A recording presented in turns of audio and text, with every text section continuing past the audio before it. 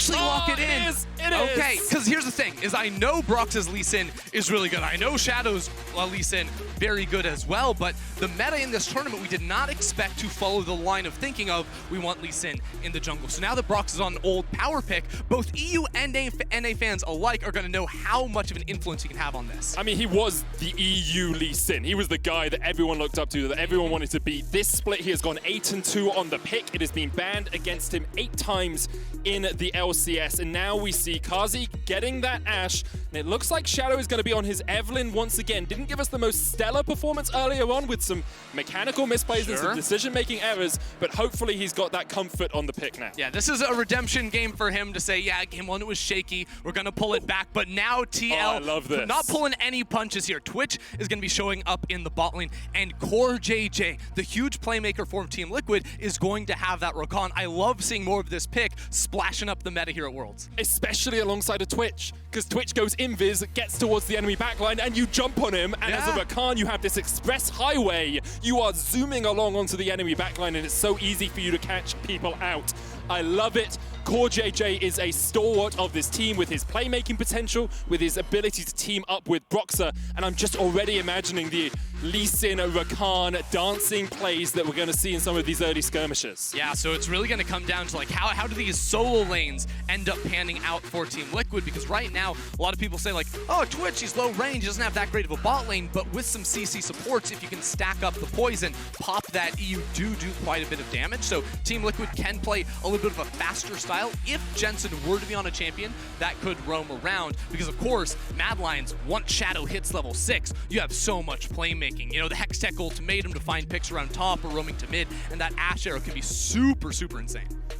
And now we get on into the second part of picks and bans. Shen removed by the Mad Lions. That was one of Impact's power picks throughout the regular season. Set taken away by Team Liquid. Wouldn't be surprised if we see Twisted Fate removed here by Mad, unless they want to pick it, because Jensen has been so good at roaming around the map on that TF. Of course, you could get rid of the Mordekaiser as well, which is one of Impact's signature picks. Yeah, he definitely loves that one for himself. So I think that Mad Lions are a really interesting team, because a lot of times you would say, okay, coming out of here, they already picked their top laner. Obviously, you pick support and hold counter pick for that mid lane, especially because you do see Rakan. But Mad Lions are a team, you know, that really invented at least the Senna Wukong in Europe. They were the first ones to bring that out. So I'm curious if Kaiser has something else up his sleeve.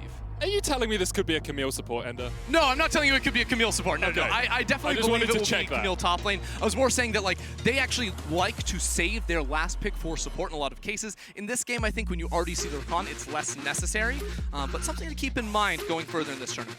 You can see Team Liquid believe that Nautilus would have been a good counter, is very strong into the Rakan, very good at locking him up, and now we'll see where Mad Lions decide to go.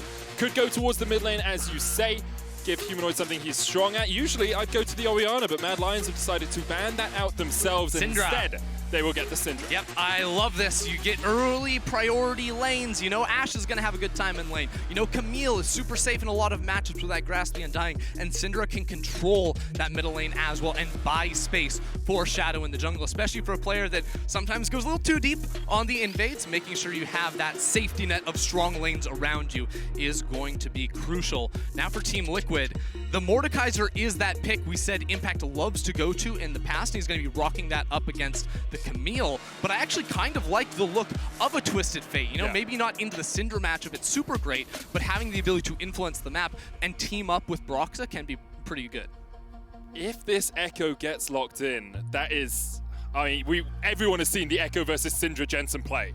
And that would have been a very brave thing to do for your first game at Worlds 2020, but instead, Twisted Fate will be in there, gives you that more roam potential, and I will say, when Mordekaiser gets locked in for Team Liquid, they do not play top. Impact is left by himself, he farms up, so the expectation is Team Liquid will be looking towards the bottom side of the map with that first TFO. Yeah, definitely give some faith over there for Tactical to pop off and carry. What's it gonna be, Mad Lions? It's gonna be the Leona. This is a champion Kaiser does love and offers that long-range initiation. Right now, Mad Lions have so many really strong pick tools and combined with the stealth of this Evelynn can jump on you, really surprise you. So I think Mad Lion's composition is very well rounded here when it comes to looking for picks and really exploding post level 6 in the mid game. And Team Liquid will be looking for those early roams coming out from Jensen. Get tactical ahead. If you can keep him safe, if you can keep him invisible, it makes it so much easier when it comes towards these skirmishes. Yeah, for Team Liquid, I want to see CoreJJ moving early towards the mid lane. You have that CC setup of the Twisted Fate. Twisted Fate plus Lee Sin. Level 2 and onwards, you can always look to gank mid lane and make plays on the lane. Set them up for success before the Evelynn, stealth warfare is going to come online for Mad. CoreJJ spends so much of his time outside of lane. In fact, he spends less than 50% of the early game next to tactical. Like, he is out of there. On Bard, it's like 36% of the early game he spends next to tactical. So the expectation is CoreJJ will be teaming up with Broxah, will be roaming around the map, and will be trying to unlock Jensen. Yeah, and as we prepare ourselves for this game, I do want to put these two teams in perspective for you, because they both followed similar ways to get here, performing in the regular season, falling off in playoffs. But on one hand, you have Mad Lions with 4 rookies whose most tenured player has played for exactly 2 years in Humanoid, and Team Liquid on the other. They've got 2 world champions, a world finalist, a world semi-finalist, and then that very young tactical. So coming in to the playing stage, it's about being able to pick up early, because there's another element in this really strange year that is 2020, is that these Mad Lions rookies have played 14 stage games in their career. Orome played 15 because he had 1 in 2019. But Tactical, he's only played 3. So even with no fans, even with quarantine and all this going on, having the world spotlight on you is a completely different experience and something they need to step into quickly here in the play-ins.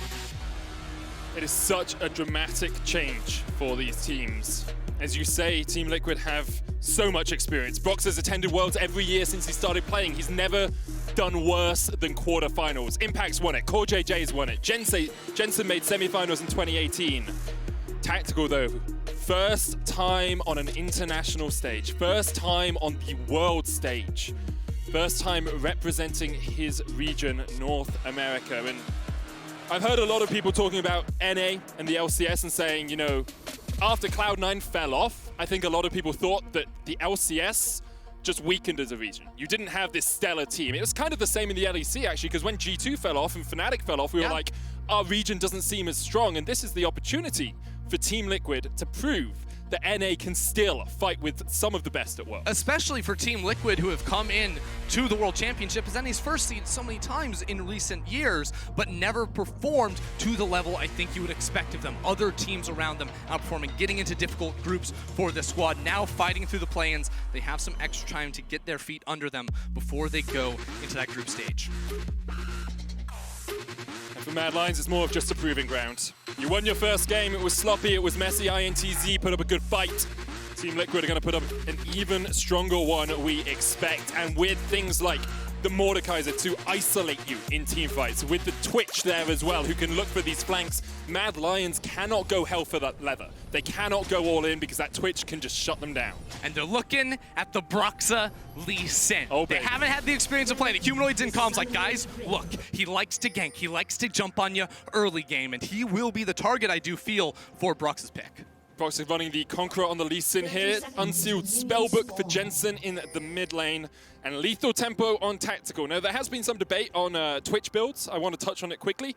We did see a rise in Manamune with the Spray and Pray. Like, you can get so much extra damage from it. However, looking at scrim results and looking at solo queue records, I think Infinity Edge seems to be more prioritized by AD carries right now. So both builds can be done, but people seem to be prioritizing the Infinity Edge over the Manamune. Yeah, and the big thing for Twitch, too, is with the changes to the ultimate, the pass-through damage, going to be very, very strong. Unfortunately for Twitch in this game, I don't feel like it's a true front-to-back team fight, so maybe it'll be harder to get that pass-through damage because, I mean, let's face it, a Camille and Evelynn are jumping at you from both sides. They're trying to make sure those angles go real wide on this Twitch. Of course, with the Lethal Tempo, will synergize very, very nicely with that ulti, but he's aware he could be targeted because he's got the cleanse. Same thing for Humanoid in mid. We already mentioned how gold card from level 2 onwards is going to be really tough when a Lee Sin can jump on you right out of those river brush. You can see Shadow starting at his Razor Beaks by himself. Broxah's going to start on the top side of the map as well, doing the blue buff into Gromp, it appears, on this Lee Sin. Opens him up just that little bit to look for a gank. But, Both junglers are pathing it down towards the bottom lane. And historically, this has been how Team Liquid have played when Impact is on the tanked Mordekaiser build, and also how Mad Lions have played when Orome is in the game. He is a weak side jungler the majority of the time. Yeah, you know, Mad Lions spent a lot of the summer saying, hey, Orome can carry, and he did have some standout performances. I don't want to get you wrong on that, but the focal point of the team is usually going to be around the bot side and the mid lane. I do think because of this presence of mind that Tactical will be looking towards the Mana Mune a little bit more instead of the Infinity Edge. Tactical a little bit short on that ward. Perhaps just nerves as he places it outside of the bush. Kaiser almost got the gold, and level 2 hit first here for the Mad Lions bottom lane. Yeah, #1 Liquid fan right there. The ward cheering out as we do see the pass through the scouting from Carzzy. I believe that one did end up spotting out Broxah on the Wolves, and they're going to be able to push this one out. And even if it didn't, you see that the Grump's down, you see the Blue's down, then you know that Broxah has been on that side of the map, right? It's pretty easy to evaluate, and at this level, Mad Lions should have a very good idea of where Broxah is. Kaiser and Carzzy have pushed up that bottom lane, and you can see now Kaiser saying, okay, let's get a ward in the tri-bush, let's make sure that Broxah can't find a gank. In fact, just going to place it behind the Dragon Pit. So I was wondering for a second there if Carzzy was going to try to take that quick early reset into a roam from Kaiser. We were talking about a bit in the last game, but I think their push into the tower came a little bit too late. So this next minion wave had already come to try and reinforce. They're going to be stuck down here in the bot side, but some very early vision inside Team Liquid's jungle. They're aware of the Broxah Lee Sin and how it can look to influence, but you'll notice there are some pockets in which he can attack because those deep wards do not actually cover the tri-brush that he could slip on through. And the question is whether he'll be able to work his way around that. CoreJJ with the sweeper is going to go up and clear the ward from behind the Dragon Pit. We do see a lot of supports getting sweeper early to do things. Right. And even though we say like, oh, there's pockets of vision he can play in, everyone in the game knows where Lee Sin is. Everyone knows he's on that crowd camp. You see just the coordination in Mad Lions, this very strong early game plan in terms of finding good wards. And this is the dynamic we spoke a little bit about in draft, where Mad Lions drafted a lot of very strong early lanes, which has translated into early game vision, which has then had the adverse effect on Broxah, where in his first clear, he couldn't find a gank. He has Red Smite. Here we go, bot lane. Gage goes in the bottom lane. Carzzy knocked up here. Heal coming out. Tactical forced away. Only has the cleanse left. Exhaust used. Tactical's going to try and flash, but Kaiser's still on the chase. And Tactical will be able to get himself out. Exhaust and flash used on the Team Liquid bottom lane. Only the heal from Mad. No ignite actually popped yet from Kaiser. Yeah. Was waiting to see if that cleanse was going to be used by Tactical to get out of a stun.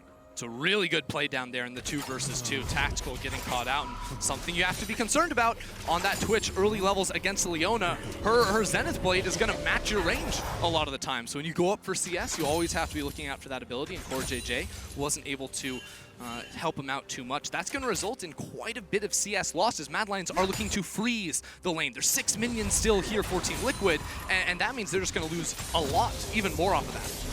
Well, better champion to freeze the lane than Ashe. She has freezing on every shot. Yeah, but you don't want to shoot the minions to freeze. It's a little bit counterintuitive on that pick. That's true. Yeah. Hitting the minions doesn't actually freeze them. Let's be honest, the lore behind a lot of League of Legends champions doesn't make a lot of sense when you apply it to the actual game. Jensen here in the mid lane is behind in CS as well. 43 to 34. In the bottom lane, Carzzy has that advantage. Almost 20 CS up right now. Here comes Broxah, trying to find a gank. Tactical is invisible, and the wave is pushing in, but it's a little too early. Here goes Kaiser. Kaiser's going to go in. There's the knock-up. Tactical stunned up. Now the question is, do Mad force a little bit too far because Broxah's going in. Kaiser still has the flash. He's going to land the stun. Here comes Shadow from the top side. Broxah has his own flash to try and get away. The Ranger's focus going to slow him up, and he's going to use the jump to CoreJJ to escape. I really like that gank coming through from Liquid. Broxah sliding in there. It was countered nicely from Shadow, and nothing will be lost in that play. But Broxah and Tactical working very well together. Say, hey, bait it out a bit. We know you don't have flash. Let me slide into lane and look for that fight. Doesn't net a kill, though. Shadow in the right place at the right time to try and turn it around, but no more summoners burnt than were previously. However, I do want to bring an eye to the gold differential here, Ender, because Mad Lions, through these pushing lanes, have accrued about 600 gold in their back pocket that Team Liquid are struggling to find. This will happen in every Evelynn game that is a good draft, because with Evelynn, you want strong lanes. We said it a million times, so every lane going to be winning out in CS, and with Broxah being called to cover down bot side, Shadow, first to level 6, clearing those AoE camps very nicely, and has access to that invisibility. You can see Kaiser, too, out of bot lane, pathing around this Evelynn, whereas CoreJJ is going back to lane. So Jensen needs to look out because this is a prime time to make a play around that area. It's actually a really strong timer as well from Mad Lions because this blue buff is coming up. They know, of course, the first clear is done at the same time pretty much every game, so Shadow can come across. Jensen's going to try and get away, and that's just messed up, dude. Yeah, I mean, it's smart from Kaiser to stop the back there from Jensen. He does have teleport, so he should be able to get back into the lane, but it gives Shadow just that little bit more time to make sure he can steal away this blue buff, and now Broxah is well in arrears. Yeah, it's something, if you haven't followed LEC closely, Shadow is known as a jungler that loves to invade camps and steal them away. Sometimes to a fault. We saw in playoffs not really working with the rest of his team and him getting caught out on camps, but there it was very clear we want to attack the blue buff on the respawn timer, moving Kaiser to that top side as well. A much better, a much more well thought out and planned look from Shadow to make that happen. But now for TL, Jensen has level 6. Broxah has access to the kick too. Like, I'm waiting to see them make a play because if it doesn't come, it could be tough. Oh, it looked like Broxah is trying to sneak in here in the top lane. Orome used the hook shot to get himself away. Shadow is shadowing Orome in the top lane as well. Here's the problem with waiting until level 6, ganking with Lee Sin, is now, unless you know where Evelynn is going to be, her counter gank, her attack is going to be stronger than yours. I think with Red Smite right now, Broxah might have a solid window to make a play, but once Shadow finishes off the Runic Echoes, that matchup is going to swing wildly in his favor. Broxah's trying to get the Rift Herald here as they did spot Shadow doing the Krugs. Broxah is just that little bit behind in terms of experience, about a level in the end deficit right now, but he should be able to secure the Rift Herald, although Orome is on his way across. You can see CoreJJ actually roaming away from the bottom lane as well. He's already in the mid lane. Humanoid will join the party, but Mad Lion's very willing to give this one up. Sacrifice the first Rift Herald and try and get some pressure elsewhere on the map. Can Mad Lion set up a pick on the Tactical? Tactical getting a lot of respect, just farming underneath the tower for the time being, as Carzzy did tick over to level 6. But remember, Tactical is rocking the cleanse, and his flash will be up very soon. So Mad Lions have not been able to punish Tactical losing that flash very early on in the laning phase, so that slight misstep is not actually going to come back to bite them. And Tactical actually does a really good job when CoreJJ is out of lane. Like, he averages the third most gold at 10 minutes out of all AD carries in the LCS. He's usually ahead in CSD at 10 minutes as well. Here, he's struggling a little bit, but he's very good at sitting back, absorbing pressure, and letting CoreJJ get out of the lane.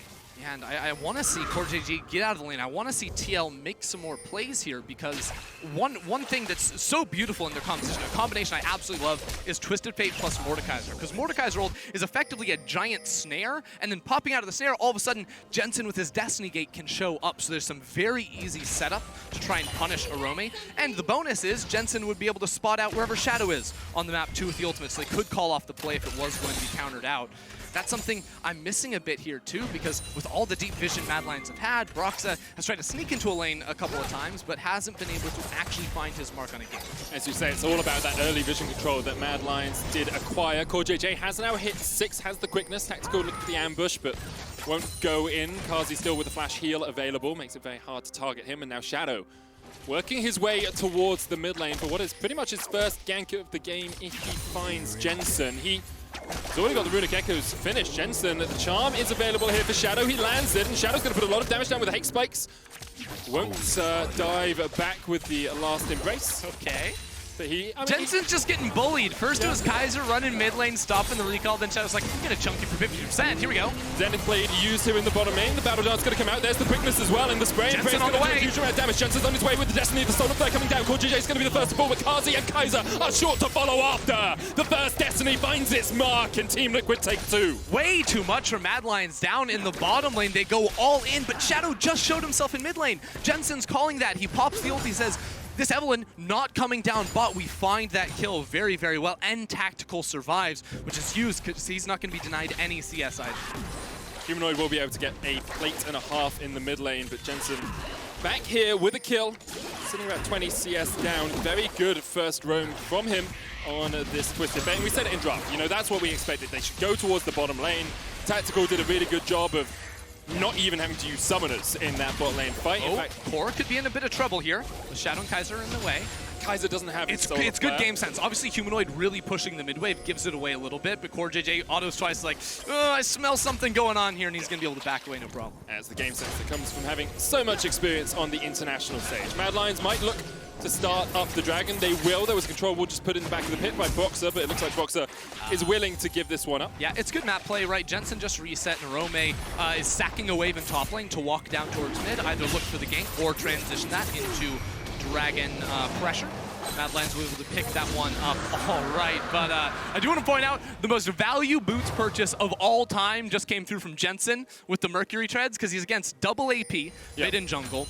And so much CC, the charm, the stun from Humanoid, the bot lane, like, it doesn't get much better than Merc Treads for him in this game. It's so powerful. CoreJJ's got some of his own. It looks like he's going towards Zeke's next, which is just so strong. With the Twitch, right? You get all of that empowered damage from the Frostbite. The other thing, too, is like impact and precision, Broxah and precision. We're probably seeing some legend tenacity, which is going to be very high value. Now look at this, Broxah sneaking into bot side, and he has the Herald. Just going to chuck the Herald down. Zenflake coming on to CoreJJ here. Tactical opening up with the Blade of the Ruin King. Carzzy's going to try and put some damage down. The arrow's already been used. CoreJJ stunned up. Solarflare. Tactical flashing forward. And Tactical finds his man. His first game on the international stage, and he dives in for the kill. Yeah, Tactical going deep for that one. Love that play coming through. Herald drops as well, and Shadow stuck down here, trying to clear away the wave, and I think with the extra resistances he may be able to. Broxah lands the Q. It's just going to force Shadow away for the moment. Kaiser's back here with half HP. Wait, Impact has teleport. I mean, Impact just ulted top lane. He's fighting Orome. Orome still has the Hextech Ultimatum. Broxah. What's happening top lane? Top lane, Impact just wins. Okay. And you saw it on the minimap. Impact wins the 1v1, and now in the bottom lane, the kick back on Kaiser. He's ignited. Ticking, he's burning away, ticking away. Broxah taken out by Kaiser as well. We're jumping all over the map as the action starts to explode. Yeah, things getting a little crazy here. Impact took the 1v1. I don't know if like Orome was trying to TP down. His TP's on cooldown, so I don't think that was it necessarily. But then Broxah pulling the trigger, getting a little of that Lee Sin going in there. Mind telling me yes. Or my body's telling me yes, mind's telling me no. And no was the answer. No was the answer. Don't do it. Broxah, of course, has a lot of experience on this Lee Sin. We'll have another look at the top lane because Impact is just an incredibly strong Mordekaiser player. Impact just gets a good E right there. When does he pop the ulti? Oh, that's beautiful. Yeah, I do like that a lot. So as soon as Orome commits the CC ability, the damage ability right there, and the E pop the arc, because you know he's trying to run away, and then he's just sort of stuck down here, follows the flash, and gets him. And Broxah just diving a little bit too deep here. Gets the kick. You can see the poison burning away, but Broxah, the tower aggro juggling means he takes more damage. Yeah, and the longer it's shooting you, the more damage it's going to be dealing on that tower, really ramping up. Looks like Broxah finally cleared the control ward. Shadow placed last time he invaded that blue buff, so good value on that one. But things need to calm down a bit for both teams, because whereas Mad Lions had a good gold lead coming out of a lot of the laning phase, after those repeat fights in top lane and bot lane, TL have now managed to even it up. And a lot of that gold is sitting on Tactical. 2-0-1 on the Twitch. Blade of the Ruin can complete. He's got a bounty on his head. And Mad Lions will be looking to get that as soon as they can. This is not an easy game for Tactical to play. No. You have a lot of kills on the Twitch, and Twitch can run over games, don't get me wrong, but he will have to play perfectly against all the dive tools and CC options Mad Lions are going to be throwing away, because he also doesn't have the greatest feel. You know, Broxah can try to kick people away. They do have some tools, but it's not that support that wants to stick with you either in that Rakan, who's going to be looking to catch people out. And there's also a lot of champions that, even if you have good disengage, their engage is not telegraphed at all. Like Shadow, once again, just trying to find a pick here onto Broxah, forces him to jump away, forces him to use the control ward, and like Humanoid could just pop the scat of the week as well as Mad Four Lions in bot lane. Here's the quickness, dives onto Carzzy as Carzzy takes a lot of damage. The heal coming out, but there's Destiny, and Carzzy will fall. He tries to put the damage back. Tactical, gonna go down, and now it's 3v2 in favor of Mad Lions. The stun, the scatter, TP. Double for Humanoid. TP behind them as Mordekaiser's gonna try and join this fight. Kaiser is knocked up.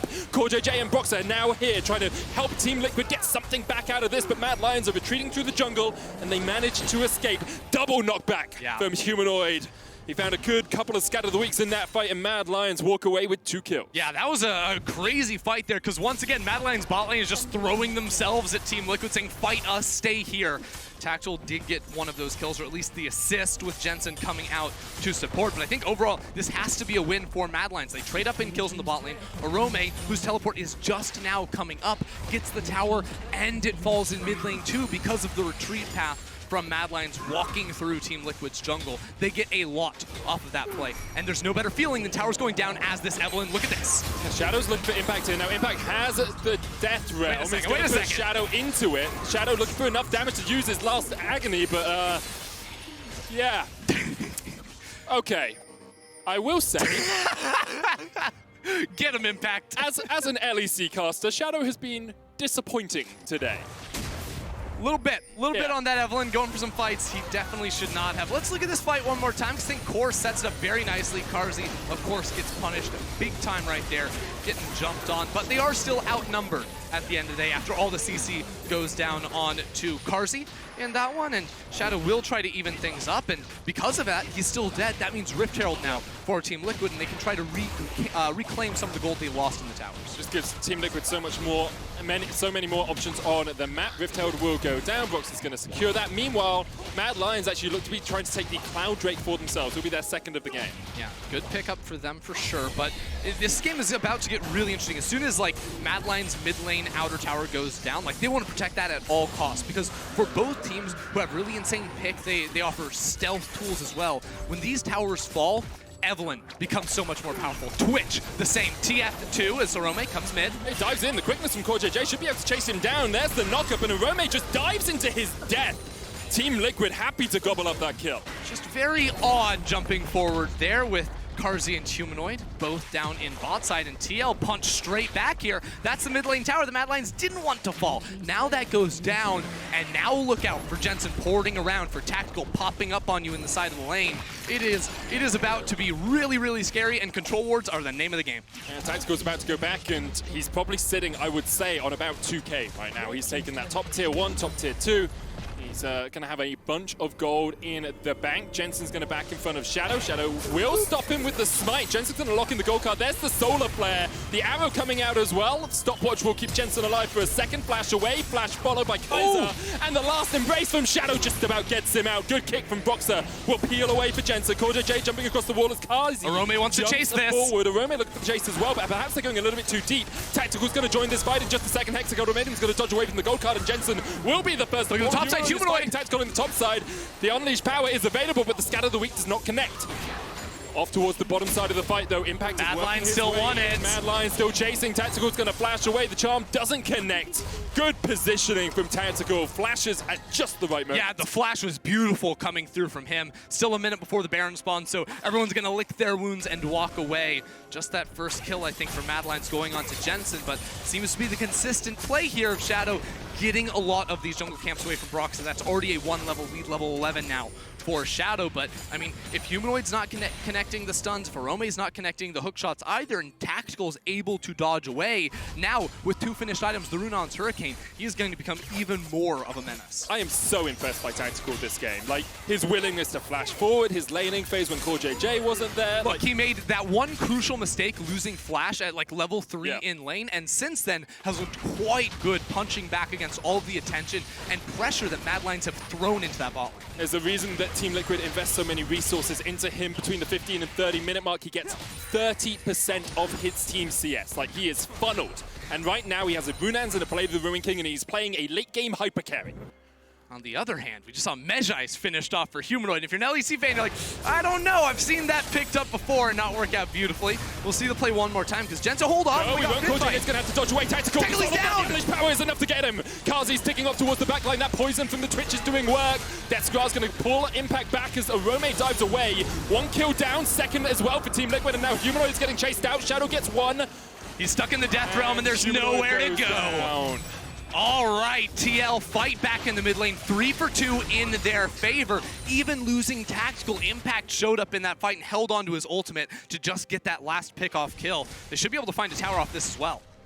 It's just great stuff from Team Liquid. They were able to kite back. You can see how much was invested by Mad Lions into killing Tactical, and the Mejai's immediately loses any stacks it could have had. Well, as Humanoid dies. To be fair, he only had 4 stacks to begin with, so he didn't lose that much, you know, if we're talking about... 4 is 4 more than 0. That is true. Yeah. We'll see if he can pull it back. Of course, had a pretty good start to this game, a lot of kills on that champion, but really punished in the last fight. Do want to highlight Team Liquid now extending their gold lead 2,000 gold ahead, and we'll have a look at how this fight began. Because I think TL are the ones to start it. Both teams really looking for it here, jumping on towards Carzzy. But Tactical on the backside is going to get hugely punished. Humanoid and Kaiser unloading everything onto him, but they take so much damage in the process. Impact is a beast. He cannot be killed. Mad Lions, without an AD carry, really alive. Carzzy was so low they couldn't turn onto him. And Humanoid, stuck in the Death Realm, will not be able to contest this Mordekaiser 1v1. Impact's off towards the back of this fight. He's locked up with the Solar Threat. It's going to pop the stopwatch. Orome coming down from the top lane. Scatter the Weak doesn't connect. Team Liquid will disengage. Just having a quick look to see what summoners were burnt there. I didn't really see too much. So Impact didn't have his ultimate. If he did, that goes on to Carzzy, and it is bad news for Madlands. He also used his teleport to get in that fight. 30 seconds from the Drake as the arrow does not connect. No flash or cleanse on Tactical for this fight. Kaiser's going to hex flash around the corner. Look at Shadow underneath. Shadow is behind them. Tactical pushing in. 30 seconds on the Drake. Very important Drake here for both teams. Team Liquid want to stop the Mountain Soul from being taken by Mad Lions. TL are in a better spot for this. Mad Lions, Carzzy, Kaiser, they don't have their ultimates. I think they're going to give this one up. They don't want to contest. They got the first 2 Drakes of the game, so it's okay if they do let some slide to TL now, but they are down in gold for the time being. And Team Liquid, for the last few minutes, have really taken over the map. As soon as that outer tower went down, like I said, all of a sudden, Mad Lions stepping a little bit too far forward, and TL, with the engage tools they have, be able to pop on you from nowhere. Wow, they've been able to find their mark. The issue Mad Lions are having is, yes, you can dive in to kill Tactical, but if he gets 3 or 4 shots off with the spray and pray with the Runans, you're just done. Like, you're 30% HP, and then Broxah dives in, Jensen dives in, and you get demolished in a team fight. And it's funny, too, because we've talked about a lot in this game. We're like, look, Mad Lions have all these tools to dive Tactical. Can he stay alive? Well, Impact is just solo diving the enemy backline and getting it done here. Here's the arrow. Arrow comes out. Death Realm used. It's a 1v1. Towards the top side of it, and now Impact perhaps overstepping. He doesn't know that the rest of Mad Lions are surrounding him. Humanoid looking for the stun. Impact does a huge amount of work, but he will fall in just a second as Orome chases him down. Impact actually gets to the blast. No. Okay, Unleash Power. Unleash Power was invested there by Humanoid. He wasn't letting Impact get away. Look at this Tactical in mid lane. He doesn't know Shadow's here. Now he does. Now he does. He knows Shadow's just around the corner. CoreJJ dumping in. Last caress used by Shadow to get away. Could have allowed his Banshees to proc instead, deciding the ultimate was worth it. Yeah, Shadow's not taking any chances in this one. I think that was a good move from Mad Lions to be able to punish Impact on the side lane, because I was going to say, the game for Impact started off with that straight-up solo kill in top lane, dunking on Orome, and has been able to transition that into more fights. So he doesn't have the TP for a little while, so I'm not sure if he's going to be able to replicate that in the coming minutes. But he's a force to be reckoned with, because when all these Mad Lions teams are like diving around and very split up in the game, Mordekaiser rolls into your backline and is like, what's up, guys? You can't beat me 1v1. He's just a demolition crew by himself right now. Rylai's, Leandri's complete. Let's talk a little bit about next steps, though, Ender, because we kind of got through the early game, we've got through the laning phase, through most of the mid game now, and it's really about these major objectives. We've got a Mountain Drake in 3 minutes, but there's also a Baron on the cards. Yeah, well, I love Shadow just pretending to be a ward here. I actually like deep vision in mid lane, not even necessarily in the enemy jungle, but you see there's a very deep ward placed by Team Liquid all the way behind the Mad Lions, and these are the types of wards that help you set up and make intelligent decisions, because there's not a lot of deep vision inside the enemy jungle. So we've seen a couple fights now where 5 people are on both teams are in mid lane, and they think they're picking one person, but then the whole squad rolls up behind them. So actually being able to have the vision, those wards like TL placed in mid lane, set them up very nicely to pick smarter fights, because we've seen a couple times in this game from both sides picking fights where they don't actually have the numbers advantage. Especially with invisible champions as well, right? Yeah, it's so hard. You think Twitch isn't there, then he's there. You think Evelynn's not there, then she's there. And it's just all of these variables you have to work your way around. And both these teams now getting towards, those 2-3 item points. Actually looks like Tactical is just away from his Infinity Edge. He's got the BF sword, he's got the pickaxe, and now he's going to look to finish up that Infinity Edge. And that will make him so much more powerful on this Twitch. He's the champion that is going to continue really ramping up for Team Liquid as the game goes. Similar can be said for Humanoid on the other side, who's going to finish off his Rabadons on his next reset. But you can see the pockets that these two teams want to play in, because right now Team Liquid have been so focused on owning control wards in the top river. Where your control wards are placed tells me where these teams want to fight, especially because of the stealth champions in this game. So TL set up around Baron. They're always going to cheat towards the left side of the map, but that may have to change once this Mountain Drake comes up. It doesn't feel like either team wants to risk it all over a Baron or the setup around that, because they're more built around picks, but around a Drake, TL would love to have that one. There we are, Humanoid just enough gold to finish the Rabadon's death cap. Jensen has gone for the rapid fire cannon Twisted Fate build. I always like this, gives you so much pick potential with your wild cards, with your picker card, sorry. And it just means it's so much easier for him to lock someone up. Carzzy has been the key target. No cleanse on that Ashe. If you catch him, he is done for in just a couple of shots of the spray and pray. And now Orome in the bottom lane, Jensen in the top. Both teams trying to get these side lanes in a good position before this Mountain Drake spawns. Yeah, Team Liquid doing a very good job of escorting Tactical around. You can see CoreJJ sort of walking into the river saying, come and fight me, Shadow, you're not going to try to assassinate me. Impact also there to help clear away those minions and be a body to protect against Shadow, but Shadow getting very, very deep now, taking the chance, risking that there aren't control wards in the jungle to spot him. How he knows the placement of that one around the red buff, but he's trying to find a really deep angle, but he can't come around that wall to his left because the mid lane tower, that'll spot him. Oh, he's going for it though. He's going for it. Impact dives in. Death Realm used on Orome. Shadow's in the right position here. Does have the flash if he wants to dive forward. Mad Lions continuing just to push Team Liquid back. Impact arrow comes out. CoreJJ stunned through the quickness. Zenith Blade going out as Carzzy flashes away from the quickness on the backline. Shadow diving in. They're trying to get Impact. They're trying to get CoreJJ. They've got one. Impact able to flash away. Tactical opening up with the spray and pray. And look at what the Rat can do. 2 quick kills to Team Liquid. And Mad Lions have to walk away. Jensen's still looking for it. Destiny in over on the side. He has the Ghost to try and chase them down. Mad Lions, they're in trouble. Gold card locked onto Kaiser. The wildcards come out and Broxah takes the kill. Next up on the menu is Jensen for Orome. He answers with 1, but it's the 3v2 in favor of Team Liquid and Broxah still hits the kick. Sonic Wave has landed. Orome retreats away. So does Kaiser, but Tactical's on the chase. Tactical's on the hunt. Kaiser get through the gate. He will be able to escape, but this is certainly going to be the dragon for TL after a huge team fight. Mad Lions really tried to force it around that mid lane, and we saw Shadow throwing himself into the fight. Tactical was peeled for, stayed alive, and then Shadow on the exit was just right in the face of Impact. Impact slams him down into the ground, and then Jensen, the rest of the crew, able to chase down for a couple extra kills. And it feels like Team Liquid have really taken control of this game now. 2,000 gold ahead. Their late game AD carry well and truly online. You can see Mad Lions, they're like, oh, we can get Impact a little bit, but it doesn't really work. Yeah, so I think it's a good look at the start, but Orome, of course, gets ulted, so he has to flash away. That really slows down the momentum of this play. But now, once we're pressing forward, Impact, again, buying so much time. But what can Shadow do on the bottom side? CoreJJ is zoning 3 people by himself back there. Shadow can't do anything. They're too close to the tower. He's stuck up there while Tactical kills Humanoid. Impact gets the kill on Shadow on the top end of the fight. And it's this game of inches. You see Tactical there, 150 HP. If the stopwatch by Impact isn't used at the right time, he's dead to the unleashed power. It's so close in some of these moments, and right now, Team Liquid are finding their moments a little bit better. CoreJJ diving in. Carzzy's going to try and put some damage down. Tactical opens up once again with spray and pray. Solar Flare used. Impact has the flank, and Humanoid's going to try and dive forward. If got the exhaust, Tactical has a stopwatch of his own. There's nothing you can do. Team Liquid ready for every opportunity that Mad Lions try and take. They get 4 kills, and they turn their eyes to Baron. Mad Lions looking desperate, and TL are just better in the team fights. Tactical refuses to die, and Impact, time and time again, is just destroying Mad Lions on the back end of the fight. And this will be Baron for Team Liquid.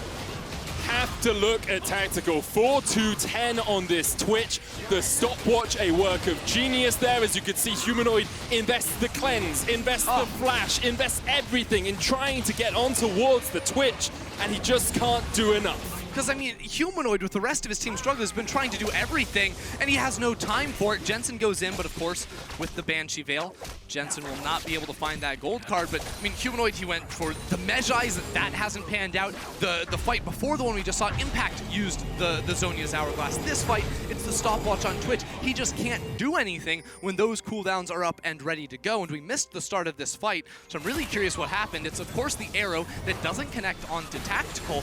And then, once again, Mad Lions get so desperate. They try to cut him off in the pass, but Impact is teleporting into the backline once more. It's a double knock-up CC there from CoreJJ, and look at Impact just raining hell on the backlines of Mad. They're just completely scattered. We said it in draft. Don't give Broxah his Lee Sin.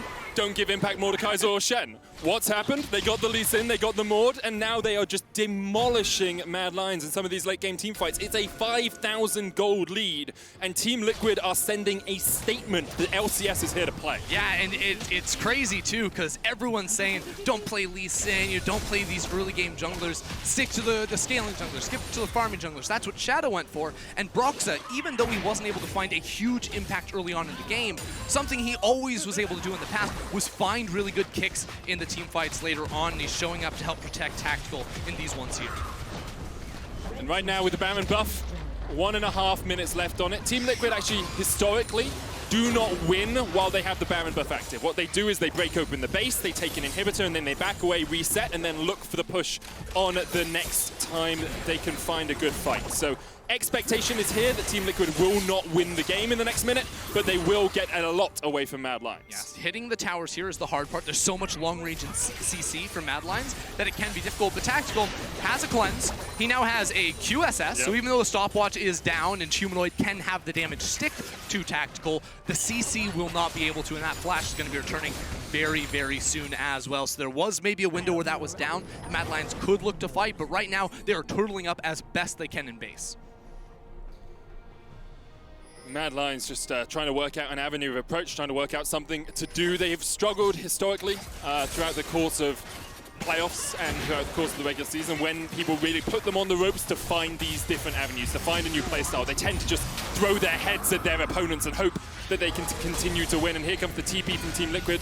Impact keeps Orome in the realm of death. Orome is going to try and get away. Good hookshot wall dive, but he is stunned up, and CoreJJ now has a flank position. Death's Grasp will drag Orome back alongside the Gromp, and immediately Orome knocked up and taken down by Team Liquid. 18 kills to 10. Team Liquid well in control of this game. 10 seconds left of the Baron buff. Can they actually break this turret with Orome down? I don't think Mad Lions can threaten. Humanoid's in the top side too, so this one is going to fall. Inhibitor tower number 1 taken here by Team Liquid. 33 minutes in, they're shepherding the cannon in as well. Mad Lions might look for the flank. The arrow goes out, goes really wide. Yeah. That one doesn't clear away the minion waves, but Shadow is here around, and he reveals himself too. What are Mad Lions doing? Quickness coming out, CoreJJ knocked back, but Humanoid's already dead, and there's the second. They're looking for Kaiser, trying to get on Carzzy on the back line. Tactical flashes forward once again. Look at him! He's a madman, but he cannot die. Tactical, take a bow, young man. Your first game on an international stage, and not once, but twice, you flash into the face of your enemies and you take them down. Team Liquid claim North America's first win at Worlds 2020. Team Liquid playing the team fight game right there and beating down on the Mad Lions, and Tactical in his 4th professional stage game ever, showing up with the aggressive flashes time and time again. It was a good look for TL in game 1. It really, really was. Mad Lions, they'll be licking their wounds a little bit, you have to say. Their performance against INTZ earlier today wasn't the most convincing here. Their early game was good at times, but Team Liquid were able to keep them at bay, keep them at arm's reach, and then in the end, shut out the game through superior team fights. Jensen just waved to the imaginary crowd. Good job. From up high, you know, in the Shanghai sky. You do love it for them. But on the other side of things, we're once again looking at a Mad Lions that look a bit shaky. Still smiling, not down on themselves too much, but game 1, it was a win, but shaky. This game also shaky and a loss. And it's important to remember that this team really found their footing in the online era of the LEC, and now not really adapting to the international stage. I'm curious if they can turn it around in the next games. I mean, they do have a little while before they play their next games. I believe it is on Monday, actually. No, they have one tomorrow, one Monday. Yes. So they've got a little bit of time. They're game 6 tomorrow, so they can just work things out, have a little bit of a think, and hopefully come back stronger. Because, of course, number 1 seed in each group gets straight through into the group stages. However, number 2, number 3, number 4, they are fighting through knockout rounds to try and get into groups. It's going to be a difficult road if perhaps you meet up with, say, LGD, who are looking like they might be the 2nd seed out of Group B. Yeah, and I mean, this Group A is looking a little exciting because I think we now have 3 teams with 1 win. Mad Lions not able to double it up right there. So this group looking pretty tight. I'm excited to see what's to come. So am I, and be sure to tune in after the break as we look at the best moments